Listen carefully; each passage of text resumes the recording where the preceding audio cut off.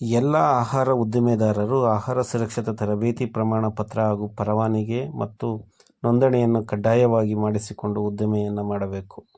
ಅವಧಿ ಮುಗಿದಿದ್ದರೆ ಮರುಚಾಲ್ತಿ ಮಾಡಿಸಿಕೊಂಡು ನಿಯಮ ಪಾಲಿಸಬೇಕು. ಇಲ್ಲವಾದಲ್ಲಿ ಕಾನೂನು ಕ್ರಮ ಕೈಗೊಳ್ಳಲಾಗುವುದು ಎಂದು ಆಹಾರ ಸುರಕ್ಷತಾಧಿಕಾರಿ ಡಾಕ್ಟರ್ ನಿಸಾರ್ ಫಾತಿಮಾ ಅವರು ತಿಳಿಸಿದರು.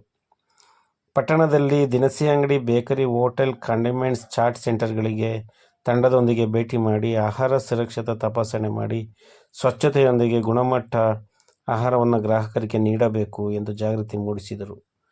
ಈ ನಿಯಮ ಪಾಲನೆ ತಪ್ಪಿದಂತಹ ಉದ್ದಿಮೆದಾರರಿಗೆ ಸ್ಥಳದಲ್ಲಿಯೇ ನೋಟಿಸು ನೀಡಿ 7 ದಿನದೊಳಗೆ ಸೂಕ್ತ ದಾಖಲೆಗಳೊಂದಿಗೆ ಉತ್ತರ ಕೊಡಬೇಕು. ಇಲ್ಲವಾದಲ್ಲಿ ಕಾನೂನು ಕ್ರಮ ಕೈಗೊಳ್ಳಲಾಗುವುದು.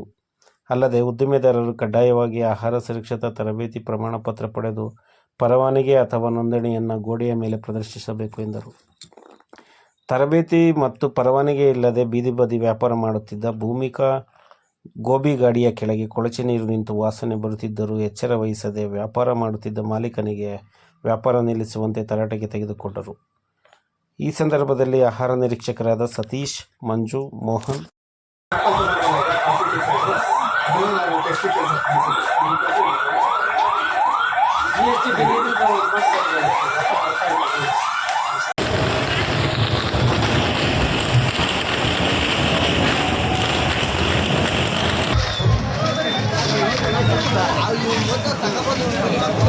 ಲೈಸೆನ್ಸ್ ಮಾಡಿಸಿದ್ರ ಲೈಸೆನ್ಸು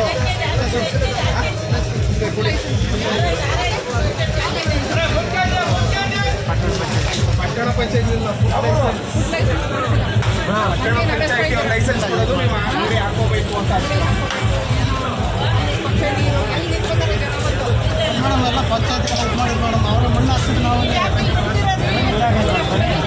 ನೀರಿರೋ ಜಾಗದಲ್ಲಿ ನೀವು ನಿಲ್ಲಂಗೆ ಇಲ್ಲ. ಅಲ್ಲಿ ಬ್ಯಾಕ್ಟೀರಿಯಾ, ವೈರಸ್ ಎಲ್ಲ ಈ ಫುಡ್ ಒಳಗೆ ಬರುತ್ತೆ.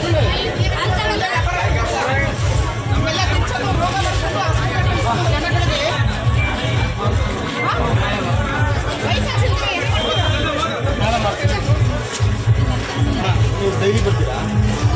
PAN card, Aadhaar card, photo ತಗೊಂಡ್ಬರ್ಬೇಕು. ಲೈಸೆನ್ಸ್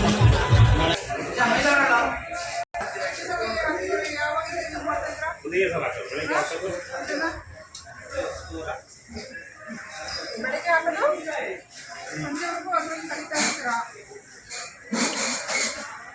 ಮೇಡಮ್ ಇಲ್ಲ ರೆಡಿ ಮಾಡಿ. ಈ ಥರ ಪ್ಲಾಸ್ಟಿಕ್ ಹಾಕ್ತಿರಲ್ಲ, ಈ ಥರ ಪ್ಲಾಸ್ಟಿಕ್ ಹಾಕೋದು ಇದಕ್ಕೆ ಪ್ಲಾಸ್ಟಿಕ್ ಯೂಸ್ ಮಾಡಬಾರ್ದು. ಈ ಥರ ಪ್ಲಾಸ್ಟಿಕ್ ಮುಚ್ಚೋದಾ? ಇಲ್ಲ ಎಲ್ಲ ಇದೆಯಲ್ಲ, ಪ್ಲಾಸ್ಟಿಕ್ ಯೂಸ್ ಮಾಡಬಾರ್ದು ಅಂತ ಎಕ್ಸ್ಪೀರಿಯನ್ಸ್ ಕುಡಿ. ನಾನು ಸ್ವಲ್ಪನೂ ಕ್ಲೀನ್ ಇಲ್ಲ. Health checkup ಮಾಡಿಸ್ಕೊಂಡಿದ್ದೀರಾ? ಸರ್ಟಿಫಿಕೇಟ್ ಇರಬೇಕು, ನಿಮ್ಮದು ಹೆಲ್ತ್ ಚೆಕಪ್ ಆಗಿರಬೇಕು.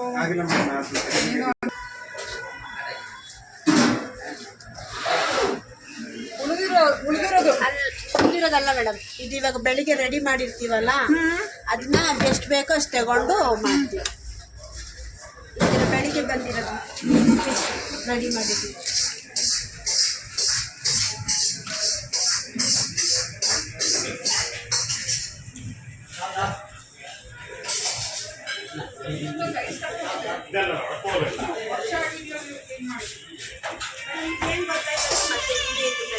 ಆಗಲ್ಲ, ಇವೆಲ್ಲ ನಮ್ಮ ಹತ್ರನೂ ಇದೆ ಆಸ್ಪತ್ರೆಯಲ್ಲಿ.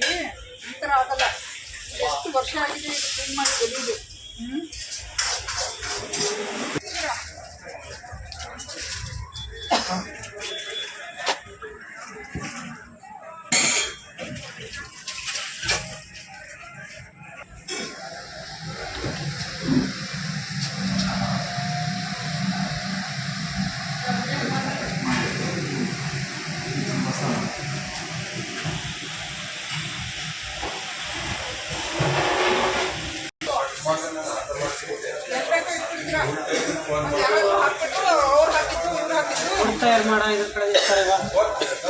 ಫುಡ್ಡಿಂದ ದೂರ ಇರಬೇಕು.